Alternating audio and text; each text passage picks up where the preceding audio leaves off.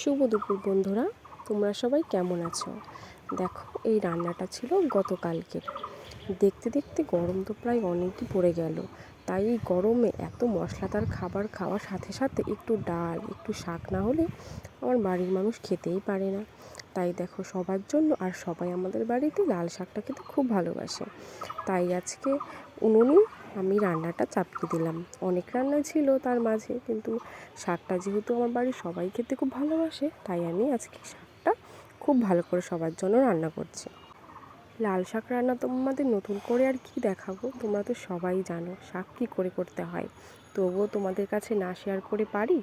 তো দেখো, শাকটা ভাজা হয়ে গেছে। ভাজা হওয়ার পরে আমি ঢেকেও দিয়েছিলাম। দেখো, এখানে অনেক রান্নাই হয়েছিল। পাবদা মাছ, তারপরে চিকেন হয়েছিল। সেদিন আসলে আমাদের বাড়িতে একটা ছোটোখাটো ওকেশন ছিল। তো দেখো, ভালো করে পেঁয়াজ, লঙ্কা, লবণ দিয়ে শাকটাকে বেশ ভাজা ভাজা করে নামিয়ে নিলাম। বাই।